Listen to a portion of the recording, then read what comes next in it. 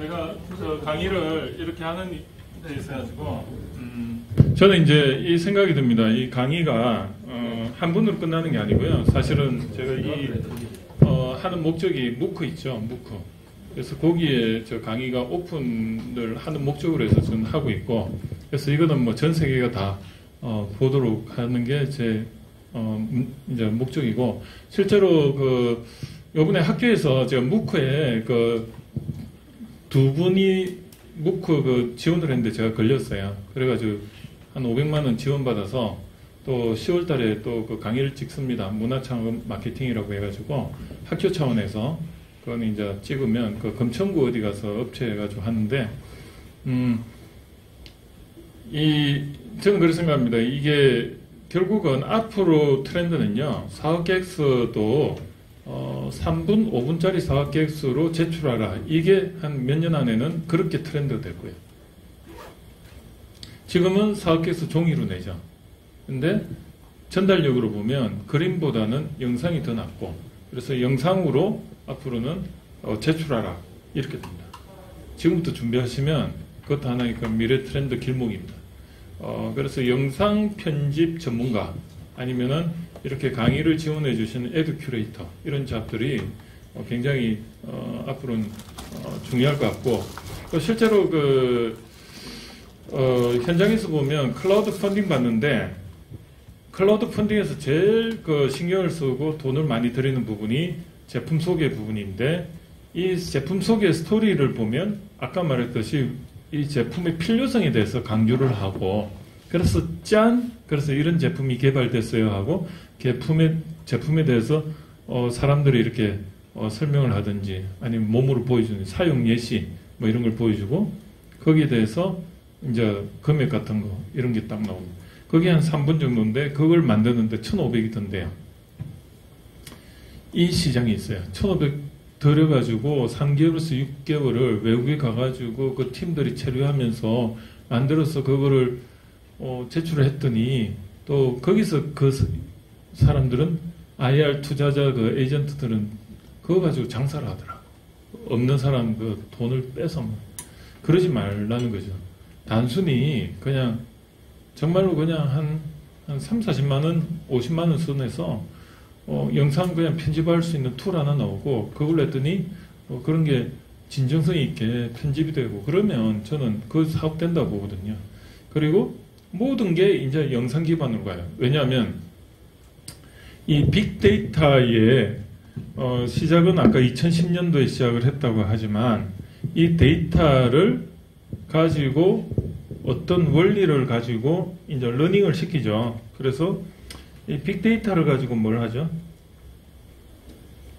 데이터가 워낙 많으니까, 옛날에는 데이터가 많으면 컴퓨터가 안 돌아갔어요.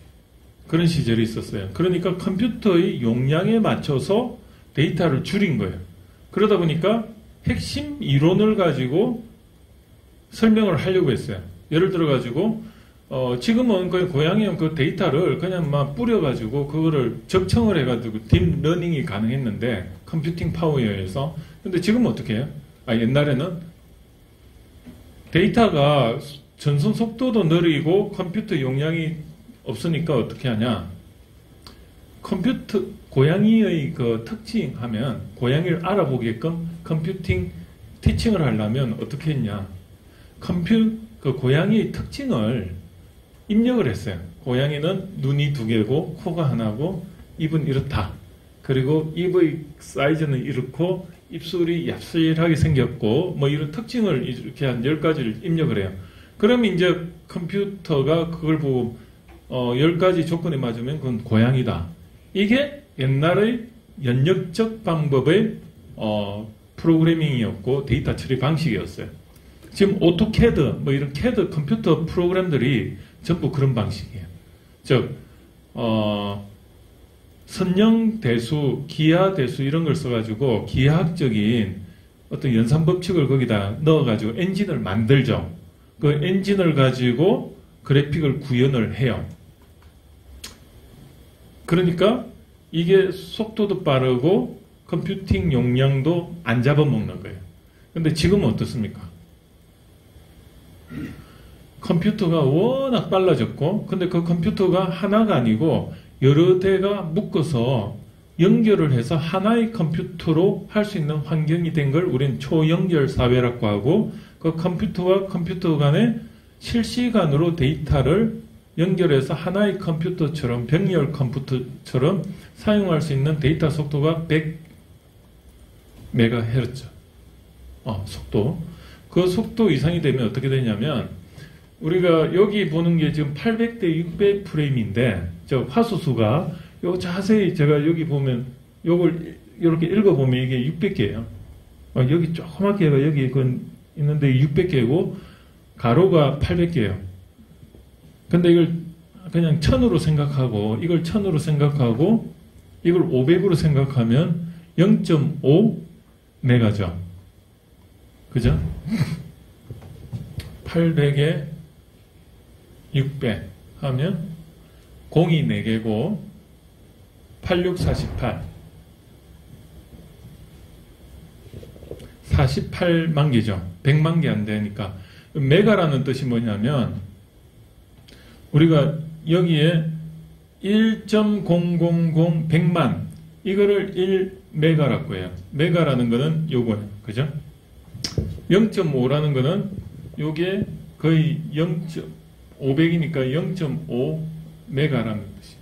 즉, 요게 만약에 동영상으로 구현돼가 여러분의 눈에 안 끊기고 시청이 되려면 초당 25프레임이 확 이렇게 움직여야지 이게 안 끊기고 보여지는 겁니다.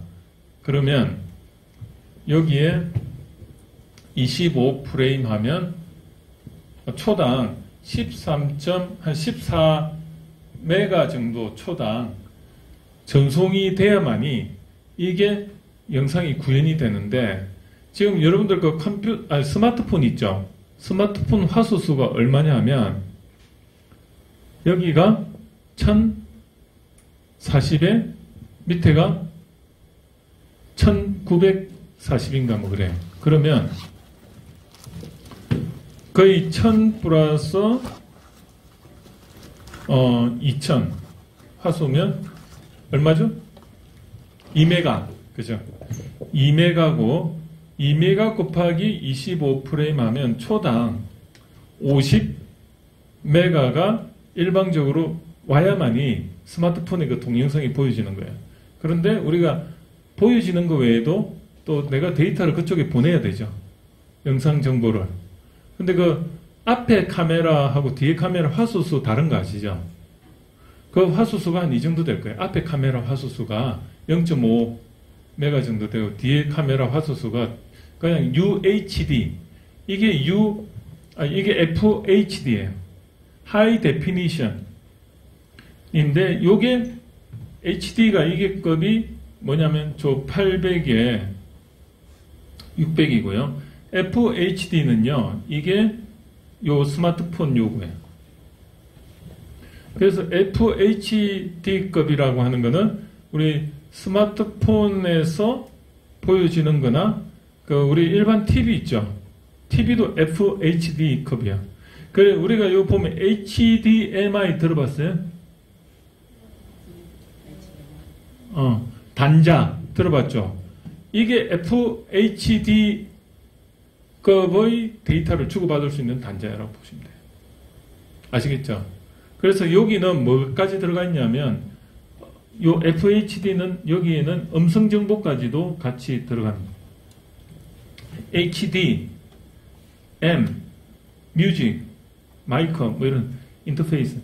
그래서 뭐냐면 제가 왜 이런 이야기를 드리냐면 결국은 이 빅데이터가 옛날에는 컴퓨팅 환경이 안 좋아서는 이게 핸들링이 안 됐는데 지금은 데이터가 생성되는 이 데이터가 생성되는 이 과정에서 스마트폰에 센서가 몇 개가 들어가 있어요? 센서가 10종류가 들어가 있어요. 그것도 갤럭시 S5 기준으로 지금 더 들어가 있어요. 이 스마트폰만큼 센서가 많이 들어가 있는 게 없어요. 그러면 우리가 I small OT 이게 무슨 뜻이냐면 IoT small 할 때 I가 뭐죠? 인터넷이죠. 인터넷. small of 그 다음에 thing. 이 thing이 뭘까요? 사물이죠. 사물 간의 연결인데 이 사물 간의 연결해주는 이 thing이 뭐냐면 이게 센서를 말해요. 센서다. 센서는 뭐죠? 스마트폰에 있는 센서가 제일 많죠. 그래서 이 센서들에 의해서 만들어진 데이터가 빅데이터고 그 중에 주범이 뭐죠? 스마트폰이에요. 그래서 그 스마트폰이 차로 가면은 자율주행이 되고, 왜냐하면 스마트폰의 그 비전이 사람 눈의 역할을 하는 거예요. 그래서 이 빅데이터의 핵심은 비전입니다. 그리고 저도 로봇을 했지만 이 로봇의 핵심 센서는 비전 센서예요. 궁극적으로. 왜냐하면 인간하고 똑같이 만드는 게 로봇의 사이보그화 시키는 게 그게 궁극적인 로봇 개발자의 목적이거든요. 왜냐하면 사람하고 똑같고 모양도 똑같고 형태도 똑같아야만 사람한테 제일 도움이 되는 거예요. 사람 대신 운전도 하고 사람 대신 인터페이스가 가능한 부분이 많아요. 요즘 그 성인돌 이런 거 나오죠. 이게 다 그거예요. 그래서 로봇이 작으면은 어린애가 운전할 수 있으니까 다리가 안 닿는데, 그래서 사람이 들어가는 공간이 대신해야 되고, 무기를 만지더라도 드론 비슷한 터미네이터 같은 로봇이 나오더라도 사람하고 비슷해야 돼. 그래서 사람이 짊어지던 거 로봇이 대신 짊어져도 인터페이스가 되는 거예요. 그래서 이 인간을 닮은 로봇도 결국은 센서가 터치 센서, 레이저 센서, 그 다음에 뭐가 있어요? 음파 센서, 울트라소닉 센서, 초음파 센서, 그 다음에 소리 센서, 초음파 센서가 소리 센서죠. 그런 게 있는데도 불구하고 가장 중요한 게 비전 센서입니다. 이 비전 센서가 공장 자동화로 가면 사람의 눈으로 이렇게 보면 소리에 듣고 눈으로 보면 일단은 자동차 엔진 상태 다 알잖아요. 똑같아요. 그거를 빅데이터를 앞으로는 딥러닝을 통해서 로봇이 정확하게 말하면 컴퓨터가 그걸 판단을 해주는 거죠. 사람 대신. 그래서 이렇게 대량으로 IoT를 통해서 만들어진 빅데이터를 결국은 뭐죠? 딥러닝이 뭐냐면 말 그대로 데이터를 겹청을 시키는 거예요. 그러면 루킹 트루를 하면 뭐가 나와요? 농도가 나오잖아요. 그 농도가 진한 거는 그 형상을 대표하는 거죠. 확률적으로. 그래서 그거를 우리는 딥러닝이라고, 그 딥러닝의 결과 나온 게 AI죠. AI. Artificial Intelligence. 그래서 결국은 AI가 완성이 되려면 IoT에 의해서 생성되는 정보가 그 분야에 많아야 되고, 그거를 컴퓨팅 환경에서 초경렬 환경이 되는, 즉 유무선이 모두가 속도가 최고의 100메가 이상이 됐을 때 서로가 데이터가 활발하게 될 때 실시간으로 이게 하나의 컴퓨터인 거예요.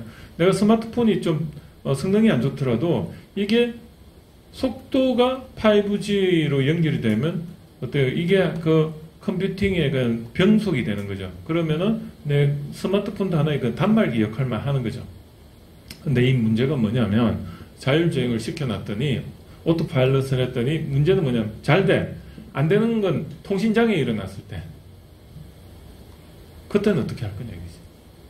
그리고 KT, U+, SK텔레콤 이렇게 있는데 화재 났을 때 각자 놀잖아요. 그러면 안 되는. 그러니까 이게 국가기관망이 전부 이게 그런 A 플랜, B 플랜, C 플랜 서로가 다 묶여 있어가지고 이게 안 됐을 때 이게 우회 선로가 다 확보가 돼야만이 오토파일럿이 정확하게 되는 거고, 그게 됐을 때 정말 진정한 오토파일럿이 되면 그때부터 제일 문화가 바뀔 겁니다. 어떤 문화가 바뀌어요? 우리는 지금 대구에 강의를 가면 아침 새벽 7시 조찬 모임 가면 그 전날 가야 돼요. 왜? 기차가 없으니까 KTX 아무리 빠른 거 타도 그 6시에 못 맞추잖아요. 그럼 그 전날가 호텔에 11시에 자가지고 5시간 자는데 호텔비는 10만 원이에요. 그런데 오토파일럿이 되면 기사 한 명 둔 거와 똑같은 거죠. 그럼 차에서 그냥 입력 딱 해놓고 자고 일어나면 거기 가 있는 거예요. 그리고 차에서 모든 걸 다. 그래서 결국은 거리 감각이 없어지는 거죠. 차에 그냥 유리가 한 보통 평균 7개 유리로 되어 있는데 거기가 뭐로 다 도배가 된다? LCD로, OLED 이런 디스플레이로 다 해서 그 안에서 외부하고 보고 싶은 거기에 투명으로 됐다가 또 디스플레이 창이 될 땐 불투명으로 반투명 이런 걸로 돼서 그런 세상이 언제 온다? 지금 일본에서 우리나라의 그 불소하고 폴리미드 이런 거 규제하는 게 왜 규제하는지 아세요? 대한민국이 거의 최첨단은 제일 앞서 있거든요. 싹을 자르려고 그런 거예요. 그걸 자르는 게 미국 기업인 마이크론이나 이런 데도 다 도움이 되는 거예요. 지금 우리나라가 티핑 포인트에 있는데 그러한 어떤 경계선상에 있는 우리나라를 지금 기술적으로 지금 싹을 자른다고 저는 봐져요. 제가 그 분야에 있기 때문에 보니까. 근데 또 요번에 이것 때문에 우리나라가 오히려 더 장점이 뭐냐면 옛날에는 일본 업체 거를 이렇게 끊고 로봇 부품을 이렇게 국산화하려고 해도 일본 사람들이 그걸 더 싸게 만들어 버려요. 그러면 이제 삼성이나 이런 데 봐서는 검증된 기술에다가 뭐 모험할 이유가 없죠. 밑에 관리자들은 자기는 목숨 안 걸죠. 자기가 괜히 잘한다고 하다가 조금이라도 수율에 문제가 생기면 다 자기 책임이거든. 그러니까 그 사람들은 안 움직여요. 무조건 안전하고 기존 쓰던 대로. 그게 레퍼런스예요. 그 레퍼런스를 누구도 제시를 안 하는 거예요. 그러다 보니 이때가 있었는데 요번에 이 사태가 일어나니까 위에서 뭐 손해봐도 좋아. 이렇게 되니까 이게 지금 완전히 그냥 우리나라의 또 하나의 그 기초가 돼서 일본으로부터 탈일본의 하나의 기초가 된 거예요. 우리나라 기술이 없다기보다는 뭐가 안 돼? 기능, 디자인, 성능 중에 이 성능을 테스트해 볼 수 있는 기회가 없었던 거예요. 그런데 요번에 이걸로 해서 성능이 테스트가 되면 이제 한 번 더 이제 레퍼런스가 생기는 거지. 그 관점입니다. 우리나라가 생각보다는 사람들이 똑똑해요. 어떤 데 똑똑하냐면 융합적인 거.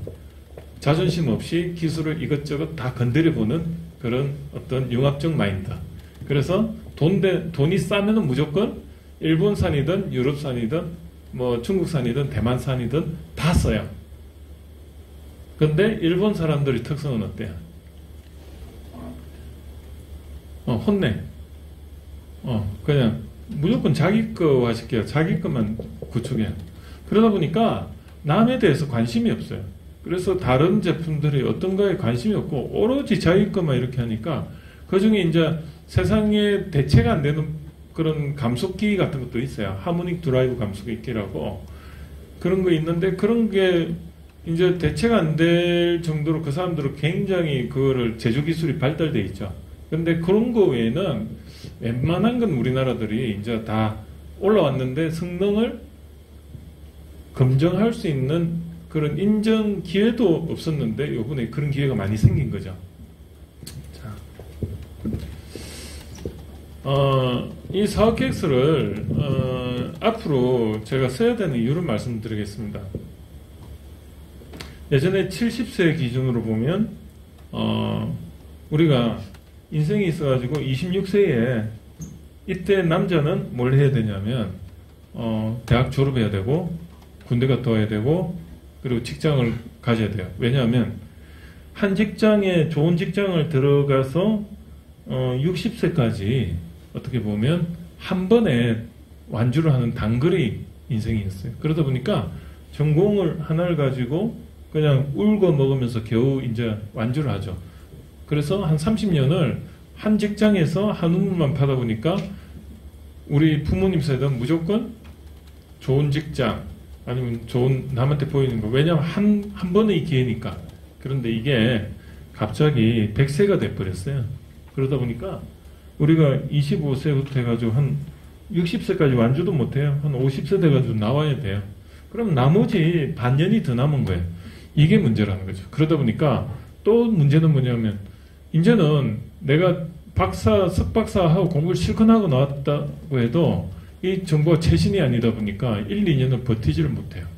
요걸 그래서 지금 어떤 상황이냐면 비행기로 말하면 공중급유를 받으면서 날아가는 형태예요. 그래서 공부도 하면서 내 현업도 하고 그래서 하이브리드로 가려다 보니까 요즘 세상이 얼마나 좋습니까? 영상으로 모든 거는 유튜브에 찾으면 나옵니다. 그래서 요즘은 영상이 그래서 중요한 겁니다. 그리고 모든 거는 실시간으로 전부 다 처리되기 때문에 이제는 유튜브로 데이터를 검색해서 보면서 다니시 됩니다. 제가 이렇게 이야기할 수 있는 근거도 여러분들보다는 조금은 그런데 안목이 있다고 생각합니다. 그러다 보니까 제가 하루에 교통으로 시간을 버리는 게 6시간이거든요. 6시간 또 아무것도 안 하고 그냥 교통체증에 짜증내 하면서 다녔다면 아마 남들보다 뒤처지겠죠. 근데 6시간은 저한테는 학습시간입니다. 강제적인 학습시간. 그래서 그 주제를 하나 유튜브에 정해가지고 그것만 그냥 드립다 들으니까 집중이 잘 돼요. 예를 들어 역사, 역사나 뭐 이런 거 있죠. 키워드로 해가지고 뭐 아니면 유명한 사람의 그 강의, 아니면 뭐 세바시부터 해가 아니면 뭐 그 성경 관통 뭐 이런 것부터 해가지고 뭐 요즘 뭐죠 라디오에서 아니면 TV, EBS 같은 데서 아니면 뭐 다큐멘터리 그런 거 나오잖아요. 그럼 그걸 저는요 유튜브에다 다 검색을 해 입력을 해놔요. 그래가지고 이제 이렇게 조금 검색에 입력한 거 딱 누르면 뭐 한 6시간 분량은 충분히 나오잖아요. 그러면 그것만 이렇게 듣고 다녀도 그 분야에 그냥 도통해버리는 거예요. 왜? 요즘은 책을 이렇게 사가지고 책만 읽어야 이게 과연 지식의 습득의 과정인가? 아니 유튜브로 보는 것도 하나의 독서로 봐야 되느냐? 저는 오히려 영상 기반에 이걸 보면 인사이트하게 먼저 척추가 만들어지고 책을 보면 효율이 더 좋거든요. 처음부터 내가 그 맥락을 모르고 그냥 이렇게 계속 보면은 뭐죠? 이게 그냥 이겁니다. 그냥 요거 수준에서 요 수준에서 벗어나질 않아요. 그런데 유튜브로 해가지고 먼저 짧게 그래도 이거를 보면 책 1시간 들으면 책 한 권하고 비슷한 것 같아요. 유튜브에서는 그걸 듣고 나서 이걸 보면은 정리가 싹 되는 거죠. 그래서 이게 척추예요, 척추. 그래서 앞으로는 이 100세 시대에는 내가 25세부터 50세까지는 어떻게든 직장에서 뭐 몇 번 다니겠죠. 그리고 여기서 여기까지 제2의 인생을 살 때는 어떻게 살 거냐. 결국은 인생에 한 번은 창직 창업을 해야 되는 게 결론입니다. 누가 50대 가지고 나를 고용을 해주겠어요. 내가 인턴을 통해서 창업을 해야 되는. 그러면 내 돈 들여가 해야 되냐? 아니면 남한테 인정받아서 투자를 받아야 되느냐? 그건 여러분들 결정인데 제 경험으로는 저는 아직 제 돈 들여 사업을 해본 적이 없어요. 왜? 방법을 하니까 그 방법 중에 가장 좋은 게 아까 3단계에서 5단계 갈 때 정부 지원 사업 받는 거, 아니면 1단계에서 3단계 갈 때 회사가 좀 커지면 원천 기술 개발 사업이라 해가지고 이런 건 한 5억에서 10억 받습니다. 한 직원 한 5명에 연구소 설립해 놓으면 1단계에서 3단계 원천 기술을 개발할 수 있는 그런 나라에서 인정을 레퍼런스가 되면 그런 걸 받으면 직원들 월급을 그걸로 다 해결할 거래요. 한 5억에서 10억 받는 거 많이 생각해 보십시오. 회사에서 5억, 10억 단기 순이익 내려고 해보세요. 100억 매출 있어야지 한 5억에서 10억 날걸요? 그것도 뭐 어렵게 그런 겁니다. 그래서 쉽게 갈 수 있는 방법이 있는데도 불구하고 그런 걸 무시하고 갈 필요는 없다는 거죠.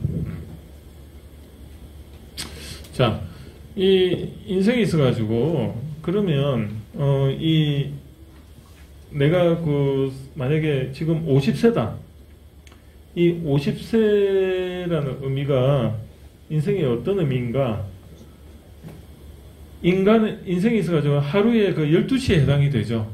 그러면 아침 9시 출근 시간이 옛날에는 26.3세였어요. 그런데 이게 지금 37세로 늘어났어요. 한 30대 중후반에 결혼 안 하는 사람 많잖아요. 아직 정신연령은 0.75 곱하면 26.3세인 거예요. 그래서 이 시기까지 뭘 해도 된다? 잠을 자도 된다. 방황을 해도 된다. 어떤 의미냐? 내가 25세 자녀라면 얘가 대학을 안 갔어. 군대 그럼 먼저 보내서 군대를 갔다 와가지고 인생에 좀 세상이 나한테 원하는 화의를 한번 찾아오게 하고 이때부터 방향 먼저 설정이 되면 12년이란 기간 동안에 다시 원하는 대학 들어갈 수 있어요. 그래서 석사, 박사 해도 시간이 널널해. 그리고 나서 시작해도 늦지 않다. 그리고 50세, 그리고 70세가 저녁 6시인데 저녁 6시에 퇴근할 수도 있지만 우리는 또 야근을 하잖아요. 인생을 계속. 그래서 지금 창업대학원의 포지셔닝은 뭐냐면 요 시기에 하와이와 같이 대양을 건널 때 쉬어가고 그리고 전투기가 전투를 하고 돌아왔으면 수리하고 새로운 무기를 장착해주고 그 무기가 전공이 하나라면 한 3개에서 4개를 장착해 줄 수 있는 아니면 무기가 지금 본인은 있는 줄도 모르고 있는데 그 무기가 있어요 분명히. 그러면 하나는 뭐 대학교 졸업한 거 거기에다가 무기가 한 3개 정도는 자기의 그 어떤 직장을 그래도 최소한 여기서 한 서너 군데는 이직을 했을 거 아닙니까? 그 무기를 갈고 닦아서 장착하고 한 3개는 장착을 했어요. 근데 나머지 1개가 내가 하고 싶은 폿에 포커스를 맞춰서 이 폿을 어떻게 만들어낼까에 포커스를 맞추니까 역으로 내가 어떤 무기를 장착을 해야 되겠는가를 우리 역으로 해서 그걸 준비하는 게 2, 3년이 걸리니까 이거를 자발적으로 창직을 하는 거예요. 그게 이겁니다. 그래서 내가 경험이 A가 있고 B가 있는데 학습으로 후천적으로 내가 남들은 A, B 다 있어. A, B를 가진 사람도 많아. 근데 이 C를 내가 2년 동안 여기서 박사까지 하면 5년 동안 내가 어떻게 봉사, 강의, 컨설팅, 멘토링 시장에 그 분야에 들어가가지고 이거 활용 점정을 찍었을 때 남과 차별화가 확 될 건가. 그래서 이 중간이 A, B, C라는 혈액형을 만들면 이게 그 분야에 자기는 이제 퍼스트 무버가 되는 거죠. 그러면은 그걸로 한 사람 먹고 살다 이거죠. 그게 창직이고. 그래서 창직이라는 거는 저는 그렇게 생각합니다. 지금 과거에 내가 해왔던 걸 가지고 성향 분석해가 만들어서 그거가 그냥 하는 게 창직이 아니고요. 미래에 내가 해야 되는 부분에 대해서 내가 이 부분을 어떻게 파인딩을 해서 하나를 찾아내고 요 미래의 이 부분 뭐죠? 화의 관점이고 이건 폿 관점인데 이 폿을 위해서 하우 관점에서 내가 자원을 하나 어떤 걸 개발해서 활용점정으로 이렇게 하느냐. 근데 제일 좋은 거는요. 뜬금없는 전공 몇 개를 가지는 거예요. 그럼 그 중간은 자기 영역이죠. 괜히 그 주변에 자기가 요 전공하고 여기에 익숙하다가 이 주변만 만들면요. 그냥 멸치잡이 연근에 어선밖에 안 돼요. 근데 내가 이걸 했는데 뜬금없이 정말 남들이 생각 못하는 정말 매칭이 안 될 것 같은 다른 걸 하면은 요 중간에 큰 거물이 생기니까 고래를 잡는 거예요. 요걸 스토리텔링을 잘하는 게 결국은 뭐죠? 능력자인 거예요. 제가 느끼는 게 뭐냐면 2가지 부류예요. 하나는 어떻게 제가 전공은 이건데 제가 이걸 창업을 전공해가 이거하고 매칭을 시킬까요? 걱정하는 사람이 있는 반면에 너무 좋다. 다양한 관점에서 그리고 내가 할 게 너무 많아진다. 인생 2 관점인데 저는 후자를 좀 강조하고 싶습니다. 그리고 이 비즈니스 모델 아이템을 처음부터 구할 수 있을까요? 없어요. 처음에 화의 관점에서 비전, 미션, 그리고 내가 무엇을 하고 싶다 하는 what, 그 다음에 사람, 기술, 자본, 마케팅, 요 경험, 요런 것들이 기업가 정신이 구현이 돼야만이 결국은 아이템이 만들어지고 그 아이템 가지고 매출이라는 게 나오는데 그게 폭과 높이가 있는 거죠. 이런 관점이고 이게 이제 지난주에도 이야기를 했지만 전체 제 강의의 주제입니다. 그래서 여기서 보면 단계가 1단계부터 기술사업화 9단계까지 있는데 그 앞 단계가 0단계인데 이게 시장 발굴 단계인데 이 발굴 단계에서는 Why 관점이에요. Why 관점. STP. 그죠? 시장이 세그멘테이션 되고 타겟팅 되고 포지셔닝이 되는데 그 타겟팅을 하는 과정하고 포지셔닝 하는 과정 거기서 욕이 나오는 거예요. 시장이 있느냐 없느냐를 아는 건 어떻게 아는 거죠?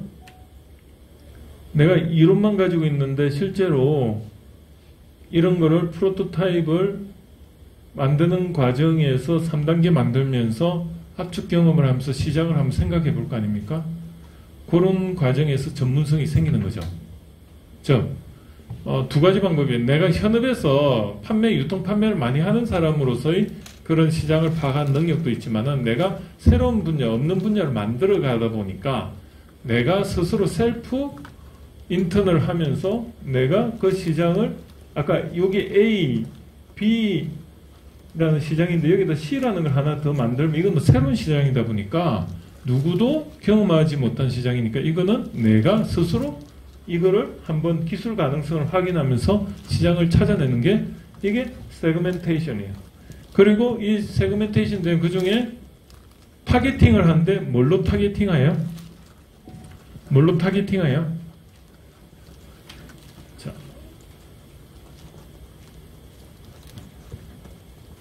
이걸로 타겟팅합니다. 이 하우 관점에서 이 하우가 내가 여기가 잘하는 게 있고 여기가 못하는 게 있어요. 내가 제일 잘하는 부분이 하우의 제일 우측이라면 시장은 여기도 있고 밑에도 있고 위에도 있는데 위쪽이 뭐죠? 시장이 크고 밑에가 작다고 생각합시다. 그러면 시장이 큰 쪽에 내가 잘할 수 있는 하우를 가지고 타겟팅을 해야 되겠죠. 그게 매칭 과정이에요. 그러니까 내가 잘할 수 있으면서 당장 할 수 있으면서 시장이 가장 큰 데가 뭔가를 찾아서 복합적으로 생각해서 타겟팅을 하는 거예요. 세그멘테이션은 경우의 수가 뭐죠? 인구 통계학적으로 여러 개를 이렇게 만들죠.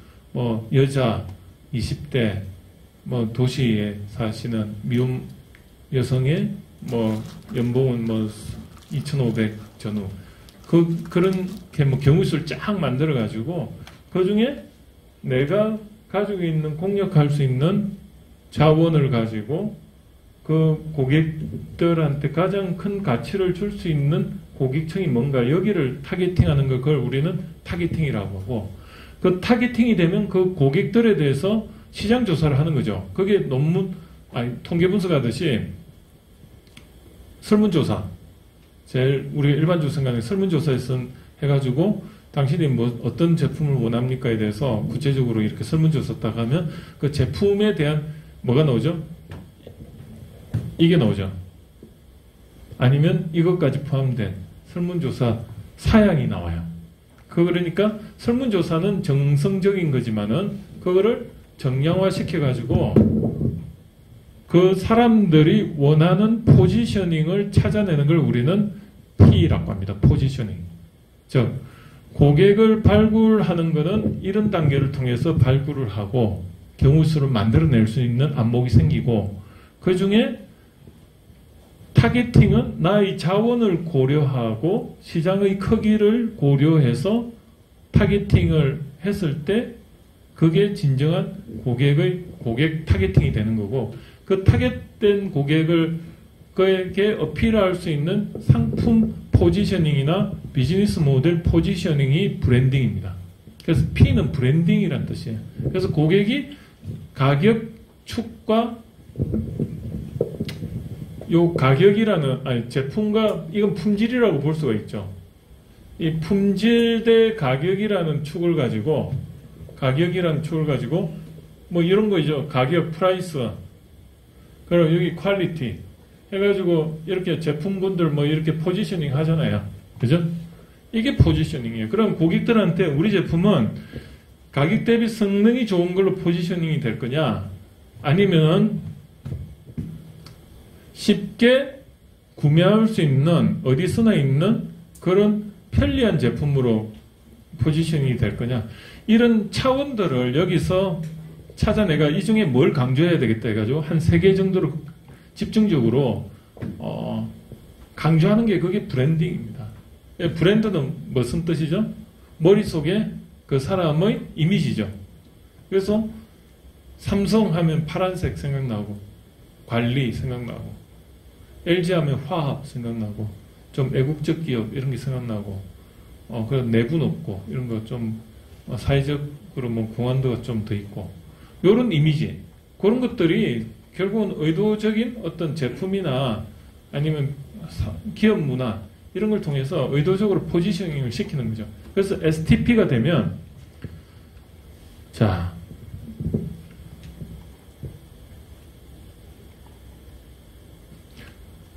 제가 너무 심각하게 이야기하니까 재미가 있는 겁니다. 여러분들 수준이 저는 엄청 높다고 생각해서 최대한 그래서 STP가 된다는 의미는 결국은 0단계에서 내가 1단계에서 3단계 그 어떤 프로토타입을 만드는 과정에서 시장을 압축 경험을 하고 그때 나오는 게 뭐죠? 전문가가 되는 거예요. 사람 관점에서 이 네트워크가 생기는 거죠. 막 물어보러 다니고 그리고 마케팅 관점에서 이 고객 발굴이 되는 거죠. 그래서 0단계가 먼저 선행이 된다는 말은 그 분야에 놀아보는 거예요. 놀아본 사람. 근데 새로운 분야 A, B, C의 그 중간 영역은 없잖아요. 그러니까 자기가 개발 그 프로토타입으로서 비즈니스 모델을 만들면서 그런 연구개발 기간이 필요한 거예요. 압축 경험을 통해서 나중에 심사자 앞에 나가서 뭔가 이 앞으로 해야 되는 이 많은 분에 대해서 문제점을 제기하고 거기에 대해서 솔루션을 제시할 수 있는 주저리 말할 수 있는 그런 능력자가 돼야 됩니다. 주저리 말하는 건 뭐죠? 아주머니들도 잘하지만 개발해본 사람만이 그 분야에 대해서 잘 알잖아요. 그럼 물고기 어항 개발한다 이러면 머릿속으로 한 사람은 그냥 당신이 그 물고기 그 어항 그 개발할 건데 거기서 예상되는 고객층은 어디고 문제점은 뭐고 그 해결책은 뭐라고 생각하냐면 말 못해요. 그런데 한 굴러본 사람 막 해보면 저 사실은 이거 고객층은요 이런 사람이 돼야 될 것 같은데 이유는 제가 이거 한 수백 마리 죽여보니까 아침에 일어날 때마다 한 마리씩 떠오르면 이거 장사 지내는 것도 또 괴롭더라. 그래서 이 어항은 물고기가 죽으면 자동적으로 물고기 시체를 치워주는 어항이다. 그리고 새끼를 놓으면 새끼를 보호해주는 그런 센서가 달려 있어가지고 새끼를 놓자마자 구피는 잡아먹는데 이걸 안 잡아먹게끔 딱 하자마자 뭔가 센싱을 해가지고 정보를 주인한테 알려주더라. 그래서 주인이 조치를 하게끔 하고 그리고 새끼들이 숨을 수 있는 공간을 만들어주고 그래서 새끼들이 보통 한 20마리 놓으면 그 다음날 그 보면 다 잡아먹고 한 5마리 남아있어요. 안타깝잖아요. 그런 이야기를 할 수 있어야 된다는 거죠.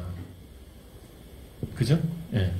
그 다음에 이제 1단계부터 이렇게 쭉 가는데 이 1단계부터 이거 단계별로 사람기술 자본 마케팅 요 코스트 관점에서 보면 이게 에로 기술들인데 이게 핵심 성공 요인들이에요. 그래서 이런 것들이 하나 둘 셋 넷 이게 한 15개 되는데 이 단계들이 다 예상되는 문제점이자 내가 가지고 있는 기술력이 될 수도 있고 그걸 극복해야 될 하나의 허들인 겁니다. 그래서 이런 과정들을 사업계획서에 다 이야기를 할 거고 그걸 우리는 Critical Success Factor라고 해요. 핵심 성공률. 우리가 아까 그 Product Price Place Promotion 내가 이거 7가지 있죠. KPI. 이걸 KPI라고 해요. Key Performance Index. 제품 개발 목표. 다 똑같은 말이에요. 우리가 이 제품 개발 목표가 어디서 나오는 거다? 고객에 대해서 정확하게 이해를 했을 때 그게 도출이 되는데 그걸 도출을 언제 하나? 1단계에서 해요. 아이템 발굴에서. 즉, 이 아이템 발굴을 할 때 디자인 싱킹 이런 기법을 통해서 직관적으로 찾아내는 방법도 있는데 요즘은 그게 대체가 된 게 컴퓨터가 찾아내주죠. 그게 빅데이터예요. 예전에는 통계 분석을 했고, 그죠? 근데 예전에 통계 분석도 하고 그런 디자인 싱킹도 하는데 또 다른 방법이 있어요. Quality Function Deploy 해가 QFD 들어보셨어요? 그런 공학적인 기법이 있어요. 공학적인 기법이 있는데 그것도 다음에 기회 될 때만 QFD라는 그런 기법도 있고 그런 또 뭐가 있어요? 페르소나 기법 해가지고 상대방의 입장에서 소비자 입장에서 한번 실제로 한번 경험해 보는 거예요. 예를 들어가지고 장애인들이 와가지고 한번 내가 장애인과 똑같은 환경에서 한번 실제로 겪어보는 거야. 그러면 아니면 노인의 입장에서 안경도 막 두툼한 거 써가지고 실제로 흐리게 보이고 뭐 감각도 둔하게 만들어. 이런 게 다 페르소나 기법. 그래서 그러한 고객의 관점에서 고객 발굴하고 KPI 찾아내는 요거를 우리는 해야 돼요. 그 다음에 뭐가 있냐? 2단계 연구 개발해서 3단계 이제 이런 기술 확보를 하고 4단계가 여기 홀수로 돼 있는 거 있죠. 2단계, 4단계, 6단계. 그러니까 1단계, 3단계, 5단계 이거는 눈에 보이는 거고요. 2단계, 4단계는 전부 검증하는 관계예요. 그래서 예를 들어가지고 1단계 아이디어를 기술 가능성을 검증해가지고 시행착오 테스트를 해서 3단계 이제 프로토 컨셉 만들고요. 그 기술 확보된 거고 그 다음에 이거를 4단계 또 연구개발을 통해서 시제품을 만드는 게 5단계예요. 그 시제품을 만들었다는 거는 제품에 있어가지고 디자인까지 확보가 됐다는 거예요. 기능과 디자인. 그걸 가지고 시제품을 가지고 이제 뭘 하죠? 시장에 한번 풀어보고 고객의 의도를 한번 이거 쓸 거냐 안 쓸 거냐 확인해보는 거죠. 이게 사용한다고 하면 어떻게 돼요? 그때부터는 이쪽으로 넘어가는데 반응이 없어. 그럼 어떻게 해야 돼요? 피보팅. 다시 돌아가서 다시 이렇게 이 피보팅 하는 게 1차로 만약에 저걸 만들었을 때 확률은 피보팅 확률이 95%입니다. 5%만이 그냥 운 좋게 이쪽으로 넘어가는데 나머지 95%는 다시 돌아가서 그 95%가 두 번째 하면은 몇 퍼센트? 15%로 껑충 뛰어올라요. 그 95% 곱하기 0.15 하면 또 한 80명이 다시 또 피보팅에가 또 들어가죠. 그 80명이 또 세 번째 또 도전하면 갑자기 30%로 껑충 뛰어납니다. 그러면 이제 30명 넘어가면 이제 50명이 남은 거예요. 50명이 다시 돌아가고 피보팅에가 다시 하면 그때는 40%가 성공률이 있으니까 50명에 40%면 한 30명이 이제 또 피보팅하면 그 중에 또 이제 반 이상이 또 피보팅이 되니까 15명 나가면 결국은 15명만 사업화를 못하고 나머지 85명은 다 사업화를 한다는 게 이제 그래서 경험이 그렇게 중요하고 그래서 이제 여기서 이렇게 넘어가는데 일반적으로 사람들 한 번 시도해보고 5%밖에 성공률이 없다 뭐 이렇게 이야기를 해요. 그건 맞는 말입니까? 아니에요. 자전거도 한 번만에 성공한 사람 별로 없잖아요. 똑같아요. 이 원리를 알면 한 5번 시도하는 기회를 줬을 때 성공률이 얼마냐. 이 기간이 5년이에요. 5년 후에 어떻게 되는가를 봐야 되는 건데 너무 조급한 거야. 그냥 시제품 한 만들어가지고 1차 년도 해가지고 성공화율 하니까 90%야. 기준을 보니까 엄청 이제 성공을 시켜야 되겠고 그리고 그래야지 또 되니까 전부 90% 성공률이 뭐죠? 다 그냥 실제적으로 제품화 하는 건 별개로 그냥 성공률 기준으로 하는데 그게 다 허술하는 거죠. 근데 실제적으로 하려면 한 5번 기회를 주고요. 그리고 성공률이 얼마냐 보면요. 한 85명이 다 그래도 먹고 사는 자기 포지셔닝을 가져요. 새로운 영역에서. 이게 정책에 반영이 돼야 된다는 게 제 생각입니다.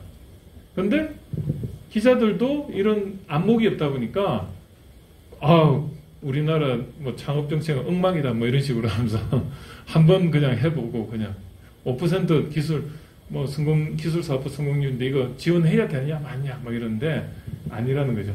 그래서 여기서 이제 제품 인정 단계가 KC 인정 이런 게 6단계고 그리고 이제 7단계가 뭐냐면 생산 시설을 만드는데 그걸 우리는 인프라 구축이라는데 그때 검령 뭐 이제 본격적으로 하려면 뭐 사람 뽑아가지고 제조인원들 뽑아야 되죠. 공장 만들어야 되죠. 땅 사야 되죠. 돈 얼마나 듭니까?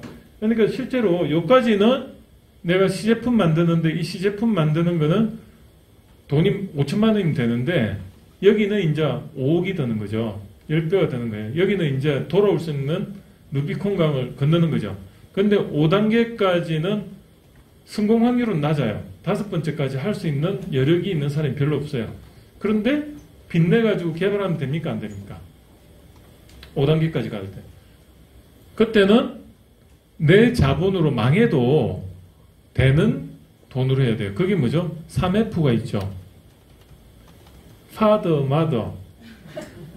그 다음에 Friend. 그 다음에 False.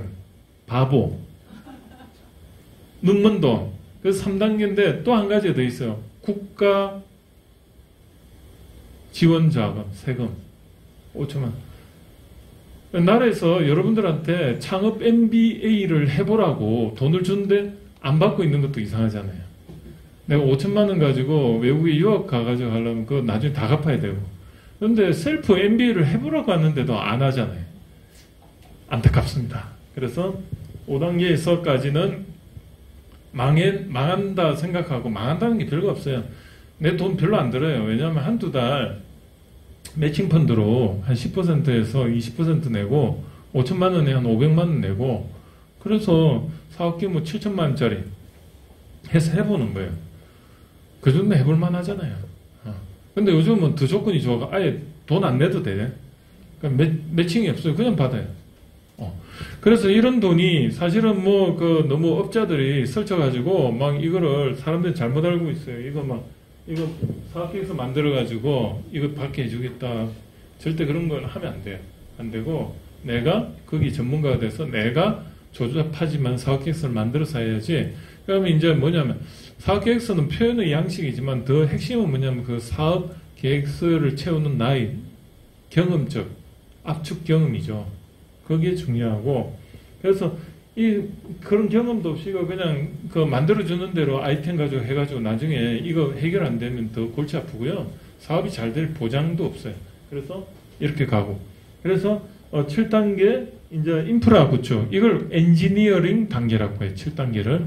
우리 엔지니어, 공학 엔지니어, 그 과목들 보면 기계공학, 전자공학, 공학 들어가는 게 전부 엔지니어잖아요. 이 사람들은 이 원천 기술을 개발하겠어요? 아니면 요 5단계 시제품을 어떻게든 생산시키는데 공학적으로 어떻게 잘 인프라를 구축한 엔지니어링을 하겠습니까? 이런 과들은 다 엔지니어링과예요. 현장에서 뭔가 구축해주고 자연과학으로서 과학, 철학, 물리, 화학 이런 거 하는 사람은 1단계에서 3단계에 없는 걸 만들어주는 거. 이런 걸 우리는 자연과학이라고. 그래서 정부 과제도 성격이 1단계에서 3단계 가는 거를 우리는 원천기술 개발 사업이라고 하고 요 4단계, 3단계에서 5단계 가는 걸 시제품 기술 개발 사업이라고 하고 이제 7단계 정도 되면 뭐죠? 인프라 구축하는데 우리가 9단계가 이게 양산이거든요. 이 양산 단계에서는 나라에서 지원을 해주면 무역 제소 당해요. 나라 간에. 돈을 그냥 불공정하게 지원해 준다. 그러니까 머리에 있어가지고 나라에서는 7단계 인프라 구축 사업, 공정 장비 기술 혁신 사업, 이런 거 있죠. 이게 다 이거예요. 이거를 어떻게든 금령을 만들던 아니면 근데 금령도 그냥 양산금령 지원이 아니고 말을 싹 돌려가지고 시제품이라고 해라. 근데 눈치도 없이 자꾸 양산금령 만들겠다 하면 지원해 줍니까? 정부 지원해가지고 받아준대. 그게 발표하는데 자꾸 양산금령 지원 사업 그러면 떨어져요. 눈치껏 해야지. 그건 국가 간에 그런 저의가 있다면 시제품, 시 앞에 한두 대 그냥 이 인프라 구축도 우리는 연구개발로 해서 그 장비를 효율을 높이겠다. 생산율. 그래서 지원해 주는 건 7단계까지가 지원이 됩니다. 그 다음에 뭐가 돼요? 양산되고 나면 그 다음에 이제 조직 만들어야 되죠. 자금이 운용자금. 보통 이제 3개월 동안 이제 자금이 묶여 있다고 봤을 때 매출의 한 4분의 1 정도를 지원을 해줘요. 그 다음에 이제 투자를 받고 IPO나 엑시트를 가는데 여기서 보면 제품을 양산했잖아요. 그러면 이 마케팅 지원 사업도 요즘 잘 돼 있죠. 그것도 간접적으로 다 지원을 해요. 그래서 우리나라가 좋은 게요. 참 좋아요. 뭐냐면 간접적으로 이것저것 엄청 많아요. 단지 몰라서 못한다 뿐이지. 그래서 이게 이제 어떤 사업화의 하나의 로드맵입니다. 그래서 이 제품 퀄리티가 4P 플러스 3P가 7P, 이게 고객 가치인데 이걸 우리는 KPI라고 하고, 이런 KPI, 이거를 개발하는데 정확하게 디파인 하려면 그 안목이 있어야 되는데, 그게 1단계부터 3단계까지 자기가 셀프 인턴십을 통해서 안목을 길러야 되고, 그게 돼야만이 이거를 디파인을 해서 개발자한테 지시를 할 수가 있어요. 근데 이런 걸 개발자한테 알아서 해달라면 사업이 되겠습니까? 안 돼요. 그래서 사업가는요, 다 할 줄 알아야 돼요. 단지 그거를 시간이 없어가 자기가 안 할 뿐이지. 음식점 창업을 했을 때 기술 창업이 되는 것이, 음식 뭐죠, 이거 이런 요리를 본인이 직접 다 할 줄 알고 시켜야지 컨트롤 되지. 그냥 돈 있다고 그냥 다 써가지고 하면 사업이 안 됩니다. 당장은 잘 될지 모르지만 그 사람들로 인해서 고통을 많이 받잖아요. 자, 그래서 요런 게 있고, 그 다음에 여기 이게 그 제품의 라이프 사이클하고 투자 뭐 이런 전부 다 있는데, 이거는 오늘 시간 관계상 계속 할 거니까 다음에 또 하겠습니다. 이런 과정이 있고, 사업이라는 게 결국은 이 프로덕트 기준으로 보면, 매출 기준으로 보면, 투자는 초기에 매출 없이 투자 기간이 이렇게 쭉 있잖아요. 그게 밑에 보니까 1단계부터 5단계까지가 요 투자의 반을 차지하고, 그리고 요 부분이 이제 여기 해당이 되는 거예요. 그래서 결국은 1단계부터 9단계까지는 매출 없이 생산까지 이루어지니까 이 빨간 투자비가 되죠. 그런데 여기서 이제 매출이 조금씩 일어나는 구간이 이 부분이죠. 왜냐하면 시제품부터 조금씩 일어나기 시작하고, 그러다 이제 이렇게 이제 나오는데, 결국은 내가 돈을 번다고 하지만은 요 투자비가 회수되는 시점이 성장기 중간쯤 돼요. 그럼 이때부터 요거는 이제 본인께 되는 거죠. 그리고 손익 분기점이 여기가 되고, 그 다음에 회사의 그 밸류에이션은 뭐가 되냐면, 이 전체에서 이 비용에다가 이 매출 뺀 요게 사실은 회사의 밸류에이션인데, 이게 평균적으로 보면 기업 기술 가치 평가 그쪽에 보면 업종별로 다른데, 제조업은 연 평균 단기 순이익에 곱하기 10, 그 다음에 재료비가 안 드는 소프트웨어나 이런 지적 재산 관련된 사업은 100입니다. 같은 1억이라도 1억 순이익이 나더라도 제조업은 기업 가치가 10억인데 1년 매출 정도의 10억인데 소프트웨어는 100억짜리 회사가 돼요. 왜냐하면 재료비가 안 되니까. 확산성이 좋으니까. 예. 그래서 뭐 이런 게 있는데, 자, 사업이라는 게 시간을 결국은 신뢰를 쌓아서 사업계획서를 통해서 자본화시키는 과정입니다. 그게 몇 년 걸린다? 한 3년에서 5년은 이런 과정을 거치면서 시제품 만들어서 5번. 내가 운이 좋아가 첫 번째 넘어갈 수도 있는데 그게 좋다고 볼 수도 없는 거예요. 왜냐면 충분한 트레이닝이 안 되고, 그런데 잘 되면 뭐예요? 그 다음이 없는데. 한 5번 해가지고 그 다음부터 자기 머리도 잘 돌아가고, 그래서 계속 이런 어떤 라이프 사이클을, 이 제품 요걸 하나 투자해가지고 이렇게 돼서 꼬꾸라질 때 다시 뭔가 중간에 또 제품을 또 계속 이렇게 히트를 시킬 수 있는 능력이 생기려면 앞에서 몇 번 돌아야죠. 그래서 첫 성공했다고 이게 성공한 것도 아니더라고요. 나중에 보면 한 10년 지나 보면 정말 10년 후에도 계속 매출이 상승 곡선이 이렇게, 이게 좋은 거 아니겠습니까? 그래서 그렇고, 자, 계획이란, 그래서 사업계획서가 왜 필요하냐면 장사를 하는 사람은 계획이 들어가면 사업이 되고요. 꿈이 계획이 들어가면 목표가 되고요. 그 다음 인생이 계획이 들어가면 성공이 됩니다. 그래서 80%의 보통 80%가 그냥 그 꿈으로 끝나죠.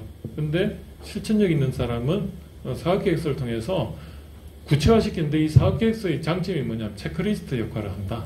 그래서 나의 로드맵이 된다. 그래서 결국은 아까 앞에서 보면 그런데 보면 이게 레이어가 이렇게 잡혀 있어요. 어떤 레이어냐면 여기 보면 내 인생에 있어 가지고 사업계획서가 밑에는 이렇게 있고요.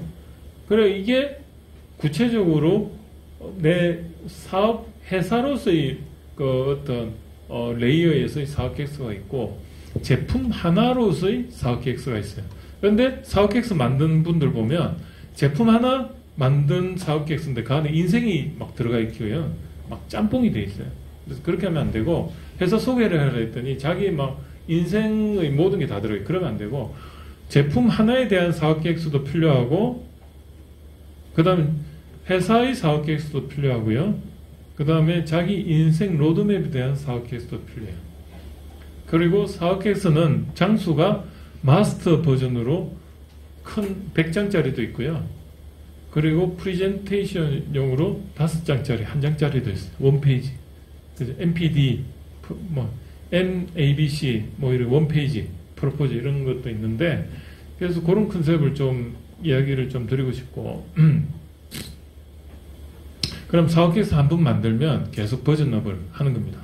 그래서 창직 시창업은 자신의 전문성을 확보하는 거라면 사업계획서는 창직 창업 로드맵이에요. 그래서 이 매출이 일어나고 고용이 되고 회사가 되는 게 이걸 창업이라고 하고요. 그 전 단계가 창직 단계인데 처음에 여러분들 먹고 살아야 되잖아요. 그러면 그때는 처음에는 뭐가 아무것도 없어요. 그러면 처음에는 취업, 학업, 봉사, 출판 이런 포트폴리오를 해서 이걸로 해서 자기가 하는 분야, 새로운 분야니까 없는 분야니까 잡이 없어요.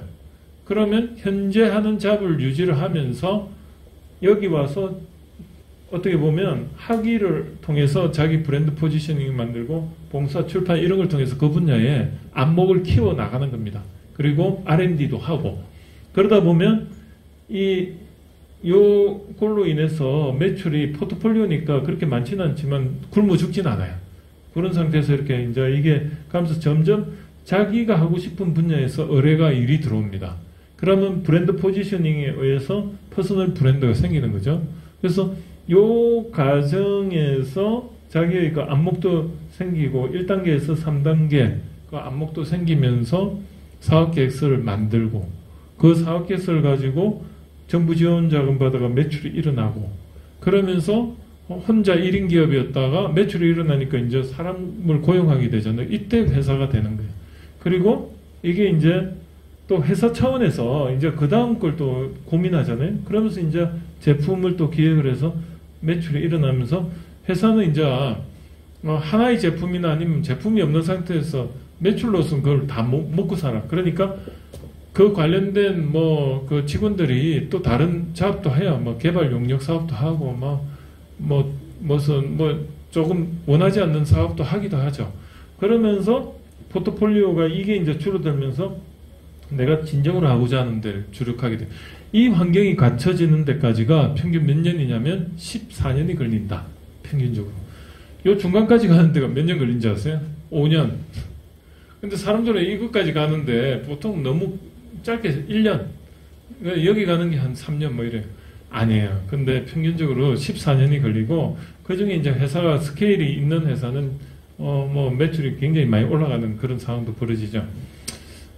그래서 요 정보 수집하고 이런 거는 다음 주에 할까요? 네. 예. 너무 많은 이야기를 하면 또 여러분들이 다음 주는 안 보일 것 같아요. 예. 그러면 오늘은 여기까지 하고요. 다음 주가 우리 추석이죠. 그리고 다다음 주는 추석 그 다음에 어떻게 되냐면 거기에 대체 수업이 12월 달에 있습니다. 12월 수요일인 12월 달에 있는데 12월 그러니까 그 둘째 주인가 그때 토요일 날까지 수업을 16주차 그때 수업을 이때 합니다. 그리고 제가 이렇게 영상을 찍는 목적은 몇 가지가 있지만 이렇게 나오셔가지고 하셨던 분이 다시 그냥 그 이동 중에 한번 더 들어보시면 좋겠고 이 자료는 카톡상에 제가 다 공유를 할 겁니다. 예. 그리고 이거 다른 데 쓰실 것 같으면 저한테 허락 받고 쓰세요. 예. 제가 이거 책 나올 건데 책보다 좀 빨리 나오면 안 되죠. 예. 좀 그건 양해를 구하겠습니다. 감사합니다. 예.